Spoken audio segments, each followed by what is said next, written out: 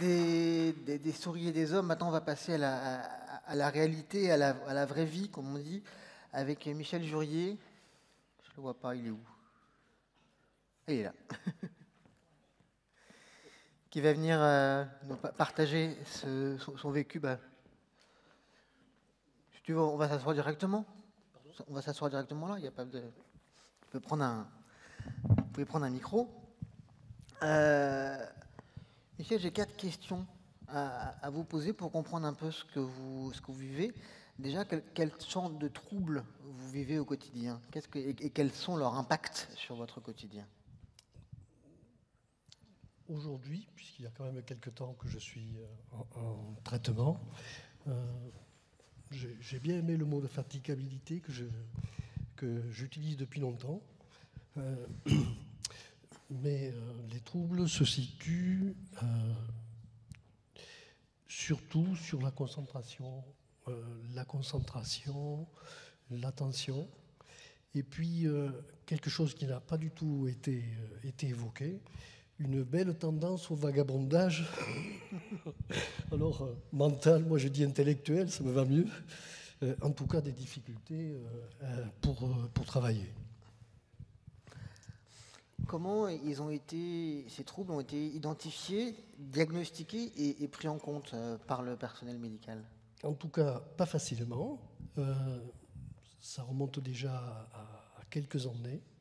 Je le situe après un deuxième lymphome et une autogreffe de moelle. À partir de là, j'ai senti comme mes centres d'intérêt qui avaient complètement changé. En tout cas, professionnellement, je n'arrivais plus du tout à travailler. Donc, partant de là, j'ai cherché les outils pour m'adapter et c'est devenu très compliqué. Vous disiez que notamment, comme vous travaillez en indépendant, seul, c'est pas facile de s'en rendre compte, parce qu'il n'y a pas la comparaison avec... Exactement. Il m'a fallu du recul pour voir que je pensais avoir fait des choses que je n'ai pas faites, ou bien être surpris de dire mais tu as fait ça il y a 10 jours et l'avoir complètement zappé. Et du coup, comment on en parle à son médecin? À quel moment on passe d'une impression à un diagnostic? Il faut aussi situer que dans l'après-cancer, moi il y a eu un troisième lymphome, c'est un trouble. C'est un trouble, mais parmi d'autres troubles autour. Donc c'est peut-être pas celui qu'on va traiter en priorité. Il y a des douleurs, par exemple, est arrivé le diabète cortico-induit. Avec le diabète cortico-induit, l'insuffisance rénale. Bon, toutes ces choses-là, elles ajoutent à l'angoisse, dont on ne sait pas si elle est à l'origine ou si elle est créée par des difficultés cognitives. Quel est le vécu et l'implication des proches dans l'acceptation, dans le vécu des troubles cognitifs? Les proches, pour moi en tout cas, ils le ressentent comme un moindre mal. Ce qui n'est pas fait pour nous rassurer, c'est normal. C'est normal après le parcours en question. Par contre, ils le vivent plus mal quand ça impacte directement leur vie. Je ne sais pas, qu'on a oublié de passer prendre le pain, par exemple. Donc là, oui, on le sait. C'est difficile de faire le tri entre un simple désagrément et un vrai handicap dans la vie quotidienne. C'est difficile pour eux, mais pas pour celui qui le vit, moi je considère que c'est vraiment...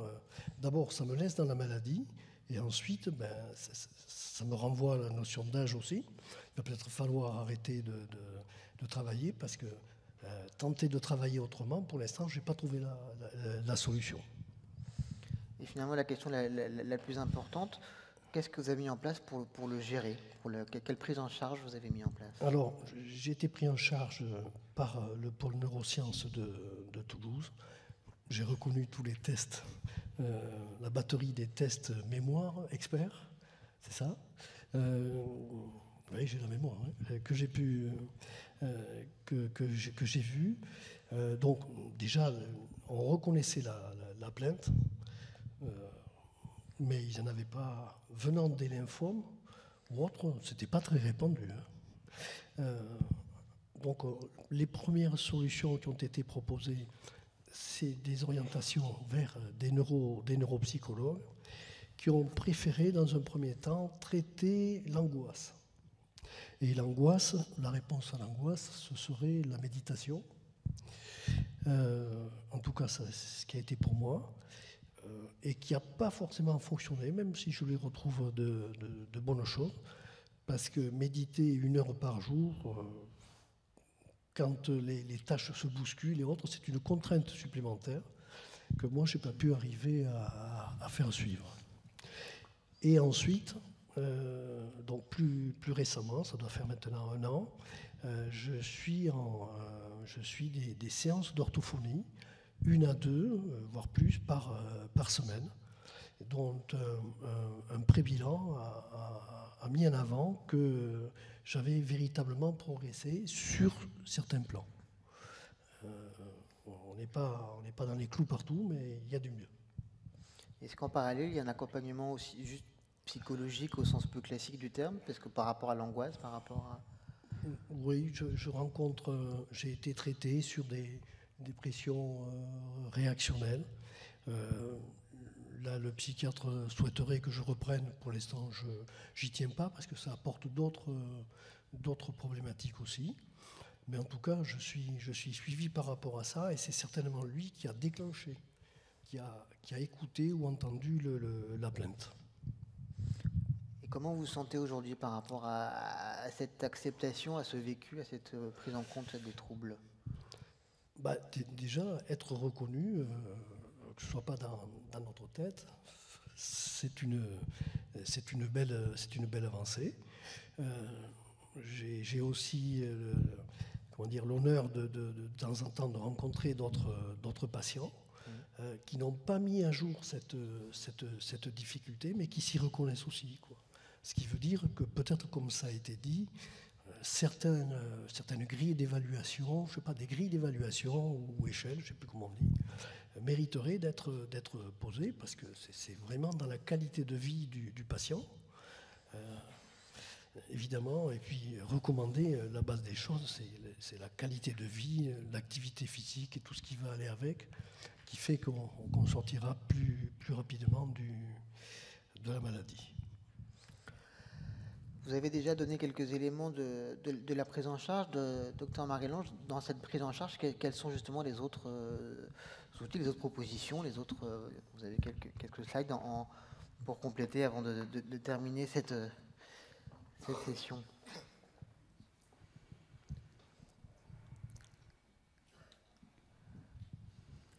Alors concernant la prise en charge, on a vu que c'était parfois vraiment une difficulté. Déjà du fait que c'est un problème globalement peu reconnu et les médecins sont confrontés aux difficultés par rapport aux propositions de prise en charge. Alors, dans les études, il y a plusieurs types de prise en charge qui ont été évalués. Les médicaments, la prise en charge physique ou encore la prise en charge cognitive. Tout d'abord, en ce qui concerne les médicaments, il y a vraiment de nombreux traitements qui ont été testés. Globalement, ce n'est pas efficace. Concernant la prise en charge physique, dans la mesure où on a montré un lien entre l'activité physique et la fatigue, on peut supposer, via l'activité physique, un impact bénéfique sur la cognition. Alors, concernant le sport, il y a de nombreuses études en cours. Il a été question de ça tout à l'heure. Il y a également de nombreuses études en cours sur la méditation. Et globalement, qu'est-ce que montrent ces études ? C'est une amélioration significative de la qualité de vie pour les patients après la prise en charge. Dans le cadre de la plateforme Cancer et Cognition, on a justement développé une étude sur la prise en charge sportive, comme son nom l'indique, étude COG sportif, qui est une étude qui était destinée aux patientes ayant été traitées pour un cancer du sein par chimiothérapie, une étude qui est en cours, avec un tirage au sort des patients lorsqu'elles participent, soit elles bénéficient d'une prise en charge d'une activité physique adaptée immédiate ou bien différée, avec des tests neuropsychologiques avant et après la prise en charge. Donc, je ne vais malheureusement pas pouvoir vous parler des résultats aujourd'hui parce que c'est une étude en cours qui a débuté assez récemment. Enfin, quelques mots concernant la prise en charge cognitive. Les résultats d'une large étude, la plus grande actuellement, une étude récente, qui proposait l'utilisation d'un logiciel de stimulation, le logiciel BrainHQ. L'objectif est de faire des petits exercices de stimulation qui stimulent tout ce qui est mémoire, attention, concentration, etc. Donc, dans cette étude, elle concernait tous les patients, quel que soit le type de cancer. Pour la majorité, c'était des femmes qui participaient. Elles avaient en moyenne 53 ans. Il s'agissait d'une majorité de femmes traitées pour un cancer du sein qui était en moyenne 27 mois après la chimiothérapie. On proposait donc à ces participants de réaliser sur 15 semaines, 4 sessions par semaine d'environ 40 minutes par session. Qu'est-ce qu'on observe au niveau des résultats? Eh bien, c'est un effet bénéfique sur la plainte cognitive. À l'issue de la prise en charge, les patients ont moins de plaintes. Par contre, on n'a pas de différence avant et après la prise en charge par rapport aux résultats aux tests cognitifs. Mais l'anxiété, la dépression, la fatigue ou encore le stress sont vraiment réduits après l'intervention. Donc, la prise en charge est bénéfique. Là encore, dans le cadre de la plateforme Cancer et Cognition, on a proposé une étude sur la stimulation cognitive, l'étude CogReduc, qui était proposée aux patients, quel que soit le type de cancer, qui avaient reçu une chimiothérapie et qui avaient une plainte cognitive significative. Donc, les patients réalisaient une évaluation avant et après la prise en charge. Ils étaient tirés au sort, donc avec 3 groupes. Un premier groupe qui bénéficiait d'une stimulation à partir d'un logiciel, un autre groupe qui bénéficiait d'exercices à domicile, d'exercices cognitifs sur forme de tests d'exercices papier-crayon, un dernier groupe qui bénéficiait d'une prise en charge d'un soutien téléphonique régulier. Donc là encore, je ne vais pas pouvoir vous parler des résultats de cette étude. C'est une étude qui est terminée, dont nous allons commencer à analyser les résultats prochainement. Mais il faut savoir qu'il y a des choses qui existent, il y a des études qui sont en cours. Je vous remercie de votre attention. Merci beaucoup.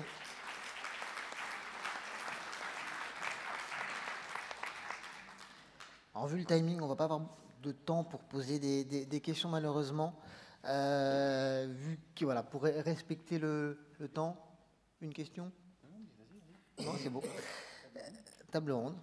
Non, parce que on se donne combien de temps pour la table ronde? Les 17 heures. Hein. Ben, on a dit 17h30, non, il me semble. 17h 17h, justement. On va quand même prendre quelques questions. Guy, rejoins-nous. Si vous avez... Moi, j'en ai une. Toi, t'en as une. Bah, déjà, commence. J'en ai une, c'est pour Michel. Alors, tu as fait le test de la souris dans la piscine ou pas? Est-ce que tu as trouvé la plateforme? Je n'ai pas trouvé la souris.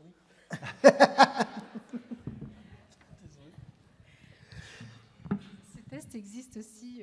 Je crois qu'il y a des chercheurs qui se sont amusés. Alors, du coup, ce test était fait spécifiquement pour les souris, hein, mais il y a des chercheurs qui se sont amusés à faire un logiciel de réalité virtuelle dans lequel vous devez nager dans une piscine pour trouver une plateforme et puis vous souvenir de la position. Donc, si vous voulez, vous pouvez sur Internet trouver ce test pour vous entraîner. On va prendre 2 questions, courtes si possible. Allez-y. Je ne sais pas si ça marche. Ah oui. C'est bon. Bonjour. Oui, je voulais juste savoir au niveau de la genèse en fait, qui fait que vous vous êtes intéressé aux troubles cognitifs par rapport à d'autres séquelles que peuvent vérifier les patients en termes de situation post-traitement cancéreux. Comment a émané l'idée de travailler sur ce sujet en particulier, en fait, au-delà de vos spécialités, je veux dire, parce qu'il existe des tas de séquelles, en fait, autres que cognitives. Oui, vous avez raison de poser cette question. En fait, c'est parce que justement, les autres troubles et effets secondaires étaient déjà plutôt bien caractérisés par les cliniciens et les oncologues et relativement pris en charge, c'est-à-dire déjà caractérisés, entendus, pris en charge. Et c'est vraiment cette plainte cognitive, c'était particulier puisqu'elle était très patient-dépendante. Ça émane un peu, effectivement, c'est ce que je vous ai expliqué, hein, de plaintes de patientes plutôt américaines au départ, parce qu'elles sont un peu comme ça, elles sont un peu dans le témoignage, dans l'explication sur des réseaux, etc.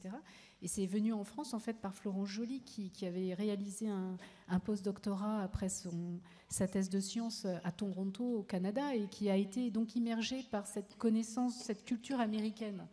Et donc, mais ça a émergé aussi aux États-Unis. Hein. Et donc, effectivement, c'est elle qui a initié en France, Florence Joly, cette thématique, en faisant appel donc à des spécialistes comme nous du cerveau, en fait, du système nerveux central, mais aussi avec nous, on fait aussi un travail sur le cancer, donc on avait cette double compétence.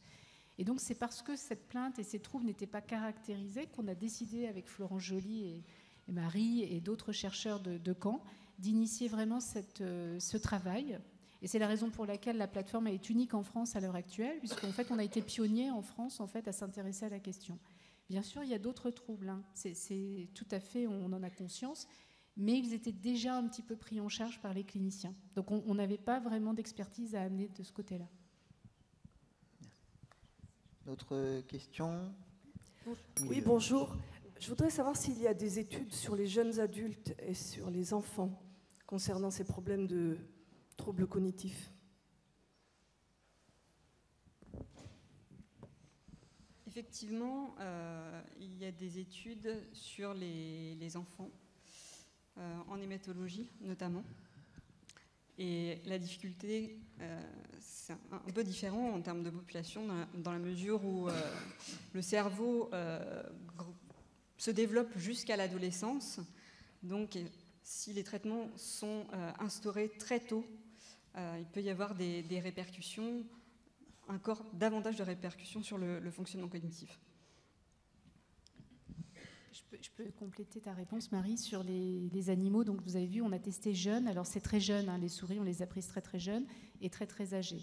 Et en fait, ce qu'on a observé, c'est que finalement, c'est chez les souris très, très jeunes qu'on a observé le plus de déclin par rapport aux résultats qu'elles étaient capables de donner. C'est-à-dire qu'elles sont très performantes dans les tests, mais du coup, la chimiothérapie avait vraiment un impact très, très visible, très, très significatif.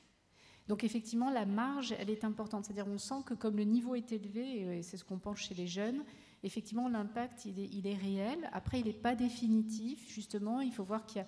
C'est transitoire, donc il faut rester très, très optimiste. À nous de faire en sorte que justement, on puisse réhabiliter tous ces patients. Et en revanche, donc, chez les souris âgées, le niveau était déjà un peu plus bas. C'était franchement plus bas. Et du coup, l'impact n'était pas aussi fort, paradoxalement. Une troisième et dernière question. Allez-y. Bonjour, moi je suis étudiante et en fait j'ai repris mes études il y a peu et c'est très compliqué. Et donc du coup je voulais savoir s'il y avait des études qui étaient menées avec les universités, notamment, ou avec d'autres établissements, en tout cas pour travailler un dispositif pour la reprise des études et pour l'accompagnement des étudiants. Parce qu'aujourd'hui on est suivi au même titre que par exemple des étudiants qui ont une scoliose. Et donc, du coup, il n'y a pas de dispositif adapté à notre pathologie. Et donc, c'est compliqué pour reprendre nos études et pour les suivre correctement. Alors, à ma connaissance, il n'y a pas de Je suppose que vous bénéficiez d'un tiers-temps, par exemple. C'est ça, Voilà, vous bénéficiez d'un tiers-temps, en fait, comme les étudiants handicapés moteurs ou qui présentent aussi d'autres types de troubles cognitifs. Effectivement, à ma connaissance, il n'y a pas d'adaptation à la pathologie. C'est ce qu'on appelle le tiers-temps. Effectivement, c'est ce que le système a inventé pour vous aider. Je ne connais pas d'autres dispositifs. Peut-être que c'est quelque chose que vous devez remonter au sein de l'université, justement. Mais comment faire? Parce que le problème, c'est que c'est une université parmi tout un territoire national. Oui. Et en fait, voilà. C'est ce que vous posez comme question, c'est la même problématique que le retour au travail. Oui. C'est très important qu'on en parle parce que vous avez le même problème et il n'y a pas de dispositif du tout de prévu en fait dans votre situation. Et comme chez les patients qui retournent au travail et qui rencontrent des difficultés majeures et qui ne peuvent pas être entendus. Et là, pour l'instant, j'avoue que moi, personnellement, je n'ai pas de réponse. C'est la façon d'apprendre qui a changé. On n'apprend pas de la même façon. Et donc, la question que vous posez, c'est comment vous adapter à cette nouvelle façon d'apprendre. Bah, comment adapter? Et aussi quand on voit qu'il y a de plus en plus de cancers, et notamment chez les jeunes, il me semble que c'est une question importante pour les très jeunes aussi, mais aussi pour les jeunes adultes, parce que du coup, on parlait, le mot est fort, mais marginalisation, et des fois c'est un peu ça aussi, parce qu'on ne se retrouve pas en fait avec les autres membres qui ont notre âge, on s'y retrouve plus, même dans ce que vous parliez tout à l'heure, dans les centres d'intérêt, on n'a plus du tout les mêmes, quoi. C'est que c'est une question qui dépasse la simple question des troubles cognitifs, c'est toute la prise en charge, la spécificité de la tranche d'âge des adolescents et des jeunes adultes, qu'à titre personnel et dans mon cadre associatif de Jeunes Solidarité Cancer, j'ai beaucoup réfléchi, mais si vous voulez, on pourra en parler à part pour ne pas monopoliser la suite. On va... Je pourrais... Je me permets parce que je trouve que ce que vous disiez par rapport à ces questions-là, en fait, je suis là. Mais il me semble que ce que vous évoquez aussi, c'est la question de la non-reconnaissance. Et il n'y a pas de prise en charge. Et qu'en même temps, pour les personnes qui sont confrontées à ça, à cette difficulté d'attention, de concentration, c'est comment est-ce qu'on peut en parler, comment est-ce qu'on est entendu, donc que ce soit sans doute vous en reprenant vos études ou quand on reprend le boulot, parce qu'en fait, des fois sur ces choses-là, il faut avoir des choses très précises à dire, à expliquer comment ça marche, mais nous-mêmes on ne le sait pas. Et en même temps, personne ne nous propose rien en fait sur ces questions-là, de cette difficulté d'attention. Vous le disiez bien, monsieur, sur j'ai essayé de trouver des systèmes pour fonctionner autrement, j'oublie des choses. Ah oui, ça je l'avais fait, mais je m'en souvenais plus. Mais il n'y a rien qui existe. Et qu'en même temps, dans nos entreprises ou pour la formation, personne ne prend ça en compte.